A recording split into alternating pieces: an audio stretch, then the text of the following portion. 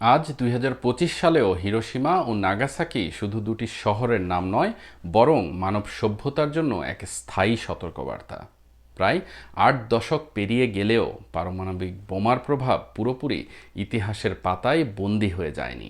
আজও সেখানে বেঁচে থাকা মানুষদের একটি অংশ বিকিরণজনিত রোগে ভুগছেন। ক্যান্সারের হার তুলনামূলকভাবে বেশি এবং বহু পরিবার প্রজন্মের পর প্রজন্ম মানসিক ও শারীরিক ক্ষতির স্মৃতি বহন করছে। আধুনিক নগরী হিসেবে হিরোশিমা ও নাগাসাকি পুনর্গঠিত হলেও এই শহরগুলোর মাটির নিচে, হাসপাতালের নথিতে এবং মানুষের স্মৃতিতে আজও লুকিয়ে আছে ১৯৪৫ সালের সেই বিভীষিকাময় ছায়া। এই বাস্তবতা মাথায় রেখেই আজ আমরা ফিরে তাকাবো ইতিহাসের সেই দিনে যখন মানব সভ্যতা প্রথমবারের মতো নিজের হাতেই নিজের ধ্বংসের এমন ক্ষমতা ব্যবহার করেছিল।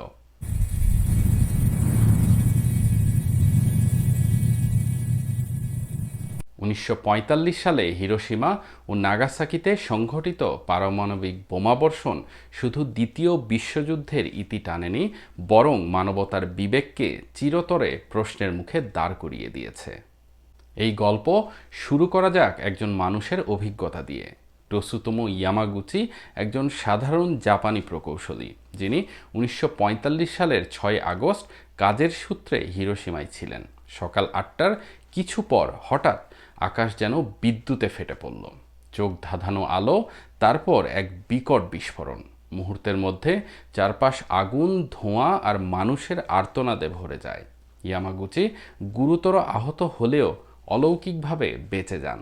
কয়েকদিন পর তিনি নিজ শহর নাগাসাকিতে ফিরে যান, আর ঠিক সেখানেই ৯ আগস্ট দ্বিতীয় পারমাণবিক বোমার বিস্ফোরণের সাক্ষী হন। ইতিহাসে তিনি একমাত্র স্বীকৃত ব্যক্তি যিনি দুই শহরের দুই পারমাণবিক হামলা প্রত্যক্ষ করে জীবিত ছিলেন।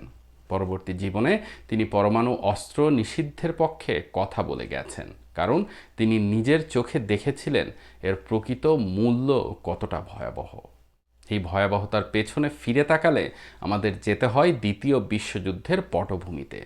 ১৯৩৯ সালে শুরু হওয়া যুদ্ধ ধীরে ধীরে ইউরোপ ও এশিয়া জুড়ে ছড়িয়ে পড়ে।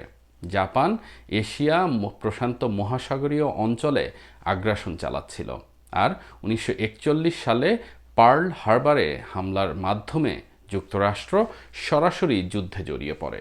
যুদ্ধ যত দীর্ঘ হচ্ছিল, ততই দুই পক্ষের প্রাণহানি বাড়ছিল।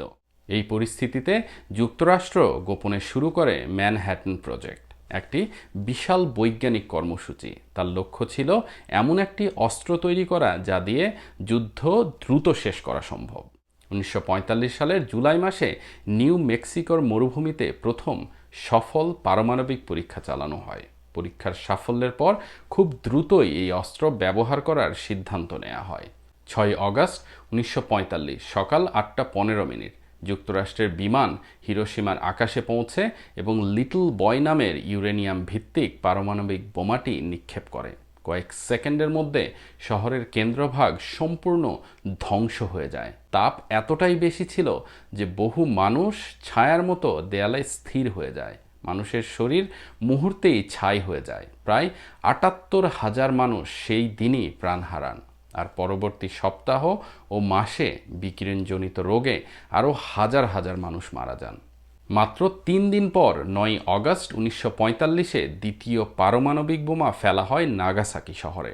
ফ্যাটম্যান নামের এই প্লুটোনিয়াম ভিত্তিক বোমাটি বিস্ফোরণের সঙ্গে সঙ্গে শহরের একটি বড় অংশ ধ্বংস করে দেয়।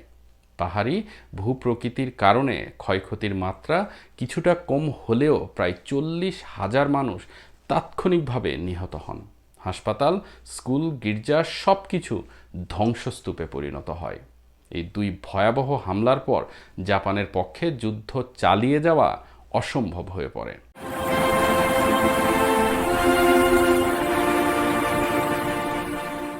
১৫ আগস্ট ১৯৪৫-এ জাপানের সম্রাট হিরোহিতো রেডিও ভাষণের মাধ্যমে আত্মসমর্পণের ঘোষণা দেন।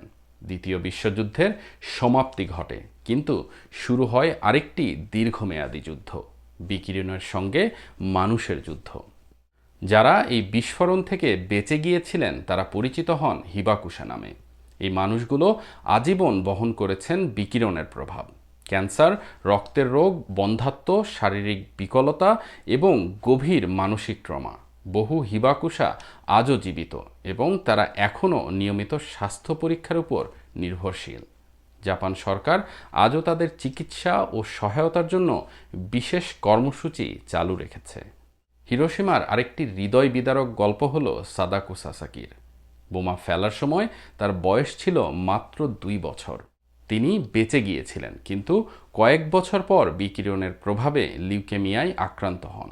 হাসপাতালে শুয়ে শুয়ে সে কাগজের 1000টি সারস পাখি বানানোর চেষ্টা করেছিলেন।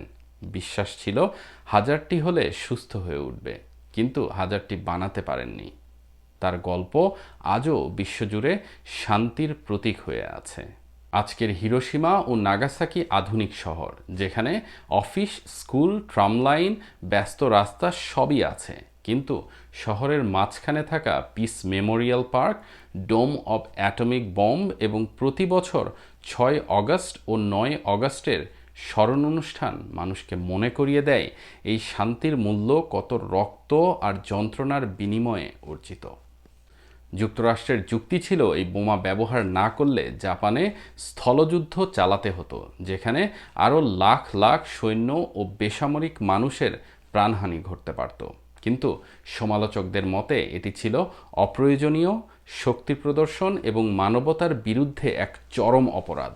এই বিতর্ক আজও ইতিহাসবিদ, রাজনীতিবিদ এবং সাধারণ মানুষের মধ্যে চলমান। হিরোশিমা ও নাগাসাকি আমাদের শেখায় পারমাণবিক অস্ত্র শুধু একটি যুদ্ধ জেতার উপায় নয়, এটি মানব সভ্যতার অস্তিত্বের জন্য সরাসরি হুমকি। আজ যখন বিশ্ব আবার পারমাণবিক শক্তিধর দেশগুলোর উত্তেজনায় উদ্বিগ্ন, তখন এই 2 শহরের ইতিহাস আমাদের সামনে একটি প্রশ্ন ছুড়ে দেয়: আমরা কি সত্যি সেই শিক্ষা নিয়েছি? এটিই ছিল হিরোশিমা ও নাগাসাকি পারমাণবিক বোমাবর্ষণের পুরো কাহিনী। অতীতের ইতিহাস, বর্তমানের বাস্তবতা এবং ভবিষ্যতের জন্য এক গভীর সতর্কবার্তা। আমাদের সঙ্গে থাকার জন্য অসংখ্য ধন্যবাদ। ভিডিওটি ভালো লাগলে লাইক দিন, চ্যানেলটি সাবস্ক্রাইব করুন, আর আপনার মতামত বা প্রশ্ন থাকলে কমেন্টে জানাতে ভুলবেন না। ধন্যবাদ সবাইকে।